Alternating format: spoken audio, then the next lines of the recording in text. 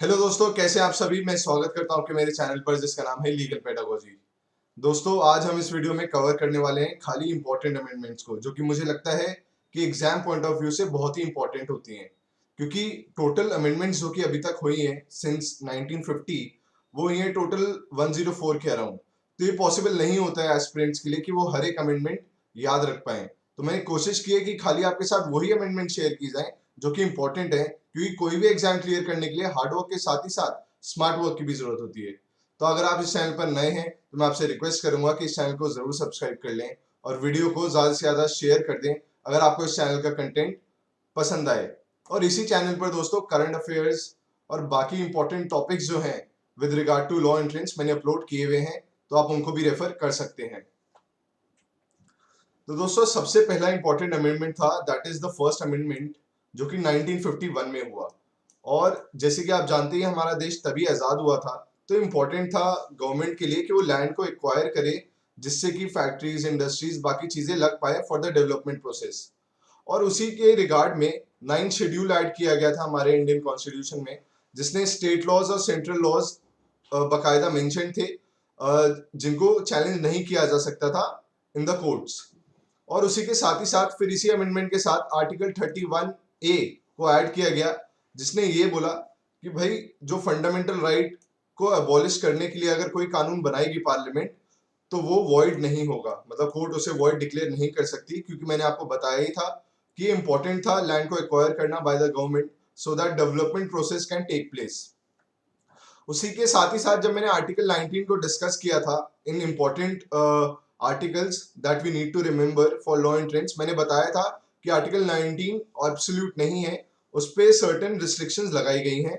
और restrictions on the grounds of public order, incitement to offence या friendly relations with foreign states, ये restrictions हैं जो कि लगाई गई हैं on exercising right to freedom of speech and expression under article 19। तो ये जो रिस्ट्रिक्शंस लगाई गई थी, ये भी फर्स्ट अमेंडमेंट के बाद ही ऐड ऑन हुई थी, ये तीनों रिस्ट्रिक्शंस। उसके बाद एक और आर्टिकल जो कि ऐड हुआ, वो हुआ था आर्टिकल 15 सब क्लॉज 4। तो उसमें उन्होंने क्या बोला कि भाई parliament has the power to make special provisions for upliftment of socially economically backward classes. तो अगर सोशली और इकोनॉमिकली बैकवर्ड कोई क्लासेस हैं और उनके अपलिफ्टमेंट के लिए या उनके बेनिफिट के लिए, उनके डेवलपमेंट के लिए पार्लियामेंट कोई भी लॉ बना सकती है। तो ये भी एड ऑन हुआ था आफ्टर फर्स्ट अमेंडमेंट। अगली अमेंडमेंट जो कि इंपॉर्टेंट है वो है सेवेंथ अमेंडमेंट ऑफ 1956, जो कि ये कहती है कि अब इट वाज इंपॉर्टेंट कि कोई कमीशन एस्टैब्लिश किया जाए so that the states can be establish on the basis of linguistic. और पहली स्टेट जो कि लिंग्विस्टिक बेसिस पे एस्टैब्लिश की गई वो है आंध्र प्रदेश। और सेवेंथ अमेंडमेंट के बाद स्टेट रीऑर्गेनाइजेशन कमीशन बनाया गया था to establish states on the basis of linguistic. अगला इंपॉर्टेंट अमेंडमेंट है वो है 15th अमेंडमेंट, जिसने हाई कोर्ट के जजेस की रिटायरमेंट एज को 60 से बढ़ा के 62 तक एक्सटेंड कर दिया गया था। तो फिलहाल में हाई कोर्ट जजेस की रिटायरमेंट एज है 62 और सुप्रीम कोर्ट के जजेस की है 65।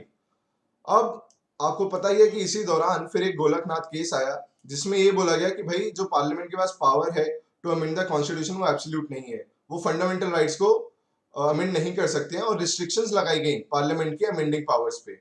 अब उसको काउंटर करने के लिए फिर 24th अमेंडमेंट लाई गई ऑफ 1971, जिसमें ये बोला गया, खुद ही पार्लियामेंट ने इंसर्ट किया आर्टिकल 13 सब क्लॉज 4 और बोला कि भाई हमारे पास अनलिमिटेड पावर्स हैं टू अमेंड द कॉन्स्टिट्यूशन, कि भाई हमारे अमेंडिंग पावर्स पे कोई भी रिस्ट्रिक्शन नहीं लगाई जा सकती है।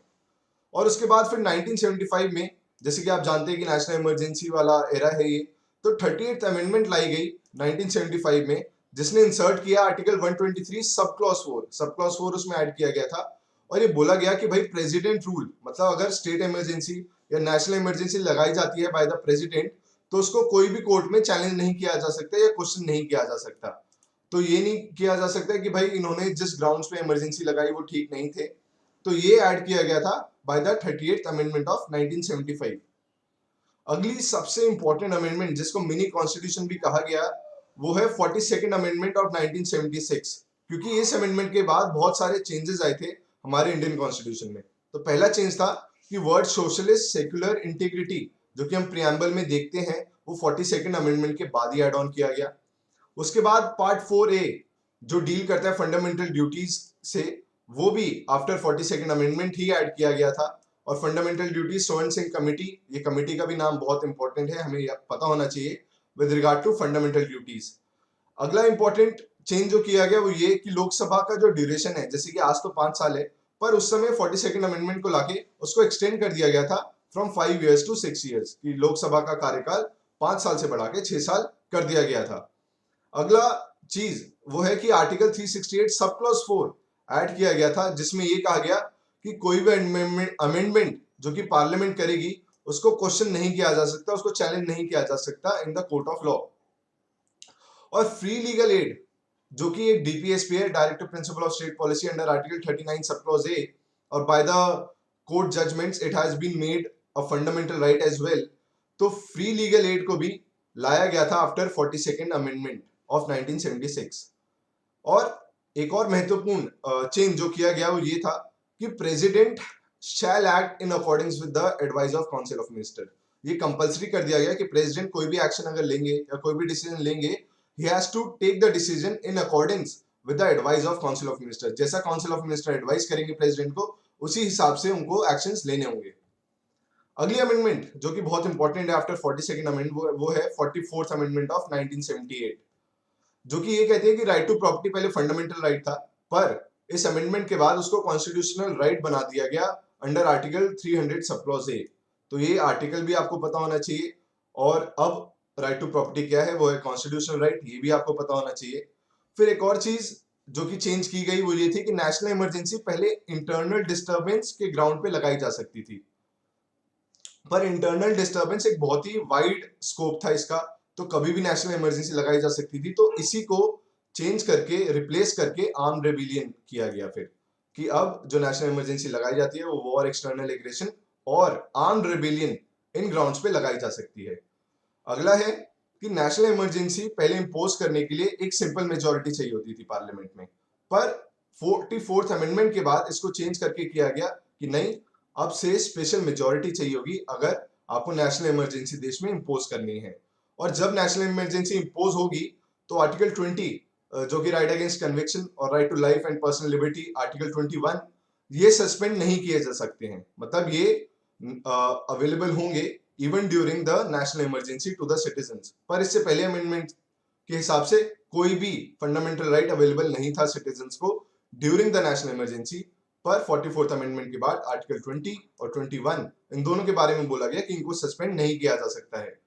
और लास्टली जो एक और चेंज आया वो ये था कि जो नेशनल इमरजेंसी लगाई जाती है under article 352, it is subject to judicial review. इसका मतलब ये है कि नेशनल इमरजेंसी को रिव्यू कर सकती है जुडिशरी की क्या जिन ग्राउंड्स पे नेशनल इमरजेंसी लगाई गई वो ठीक थे या नहीं। तो ये चेंज भी आया आफ्टर 44th अमेंडमेंट ऑफ 1978। अगला एक और इंपॉर्टेंट अमेंडमेंट है वो है 52nd अमेंडमेंट ऑफ 1985, जो कि डील करता है एंटी डिफेक्शन लॉ से। तो आपको ईयर भी पता होना चाहिए और अमेंडमेंट नंबर भी। और एंटी डिफेक्शन लॉ जैसे कि आप जानती हैं वो डील करता है जिससे कि कुछ लोग अगर इलेक्ट हों उसके बाद वो अपनी पार्टी चेंज ना कर लें और दूसरी पार्टी को समर्थन ना दे दें, उसके रिगार्डिंग एंटी डिफेक्शन लॉ में कुछ प्रोविजंस मेंशन्ड हैं। फिर आता है 61st अमेंडमेंट ऑफ 1961, जिसने वोटिंग एज को रिड्यूस किया फ्रॉम 21 टू 18, सॉरी 21 थी पहले वोटिंग एज, फिर उसको घटाकर 18 किया गया आफ्टर 61st अमेंडमेंट ऑफ 1961। और 326 यूनिवर्सल एडल्ट सफरेज के साथ डील करता है, जो कि वोटिंग के बारे में बताते हैं हमें। तो ये 61st अमेंडमेंट ऑफ 1961 के बाद लाया गया था। उसके बाद है 73rd अमेंडमेंट ऑफ 1992, जो कि जिसमें पार्ट 9 इंसर्ट किया गया, जो कि डील करता है पंचायत के साथ। तो 73rd अमेंडमेंट पंचायत के रिगार्डिंग है, ये हमें पता होना चाहिए और इसका ईयर भी हमें पता होना चाहिए। अगला इंपॉर्टेंट अमेंडमेंट था वो था 86th अमेंडमेंट ऑफ 2002, जिसने ये बोला कि भाई जो भी बच्चा है from age of 6 to 14, it is a fundamental right under article 21 sub clause ए। ये फंडामेंटल राइट बना दिया गया उसका कि हर एक बच्चे को ये कंपलसरी है, स्टेट के ऊपर ये कंपल्शन है कि वो एजुकेशन प्रोवाइड करे freely from an age of 6 to 14। और फंडामेंटल ड्यूटी भी इंपोज कर दी गई अपॉन द पेरेंट्स और द गार्जियंस कि भाई उनके ऊपर फंडामेंटल ड्यूटी होगी अब ये कि वो 6 साल से 14 साल तक के अपने बच्चे को एजुकेशन प्रोवाइड करवाएं हर हालत में।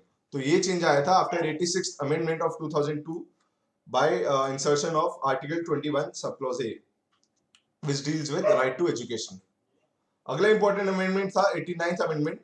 तो पहले एक कॉमन कमीशन था for schedule caste and schedule tribe, but 89th amendment के बाद उसको बाइफरकेट किया गया, उसे डिवाइड किया गया दो कमीशंस में।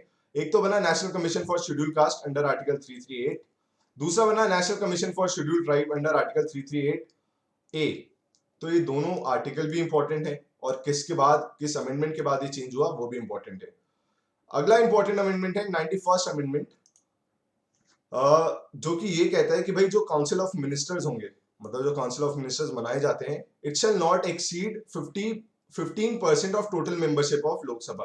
तो लोकसभा की जो भी मेंबरशिप होगी, जैसे कि अगर 200 है तो खाली 200 का 15% कितना होगा, 200 का 15% हुआ दोस्तों 30।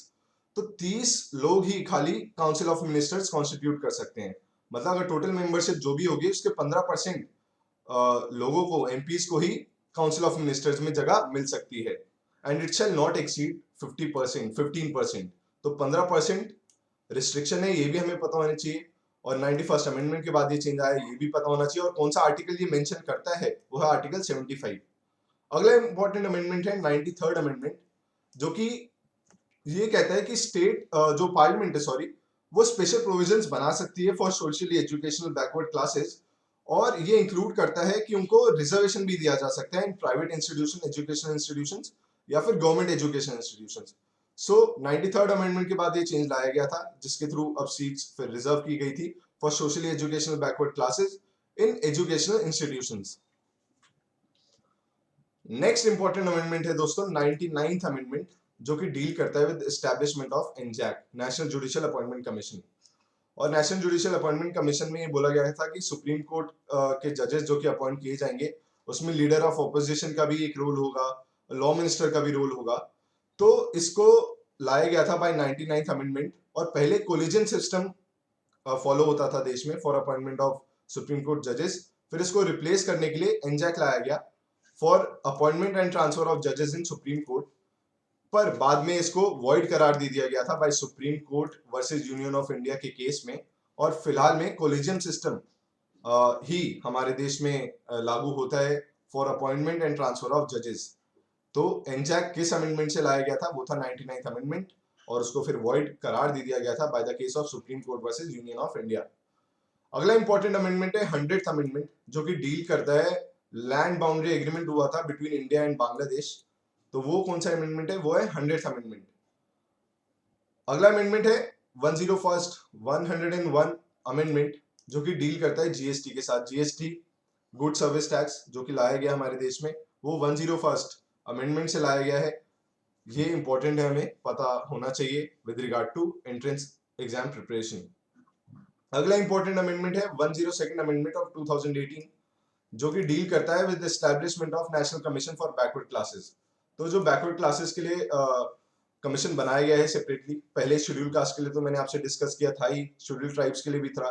फिर 338 बी में नेशनल कमीशन बनाया गया for backward classes by the 102 amendment of 2018। अगली इंपॉर्टेंट अमेंडमेंट है 103rd अमेंडमेंट ऑफ 2019, जिसके थ्रू 10% रिजर्वेशन दिया गया to economically backward classes in jobs and colleges. मतलब 10% सीट आरक्षित की गई इकोनॉमिकली बैकवर्ड क्लासेस के लिए by the 103rd amendment of 2019। Final and the most important amendment is 104th amendment of 2019। जैसे कि आप जानते हैं कि एंग्लो इंडियंस के लिए सीट रिजर्व होती थी इन द लोकसभा। लोकसभा में 2 सीट रिजर्व होती थी और legislative assembly of the state में 1 सीट रिजर्व होती थी फॉर एंग्लो इंडियंस। पर 104th अमेंडमेंट के बाद इसको कैंसिल कर दिया गया, कोई भी सीट रिजर्व नहीं होगी for Anglo Indians in Lok Sabha and legislative assemblies of the state. और जो सीट रिजर्वेशन है for SC STs in Lok Sabha, उसको एक्सटेंड कर दिया गया है 10 साल के लिए। और तो total years for which the seats have been reserved for SC STs in Lok Sabha, अब वो बढ़ के 70 साल से बढ़ के अब 80 साल हो गया है उस ड्यूरेशन का, और 10 साल इसको बढ़ा दिया गया है by the 104th amendment of 2019। तो दोस्तों ये थी इंपॉर्टेंट अमेंडमेंट पे वीडियो। अगर ये वीडियो आपको पसंद आई हो, इस चैनल का कंटेंट पसंद आ रहा हो, तो इस चैनल को जरूर सब्सक्राइब कर लें। Thank you so much.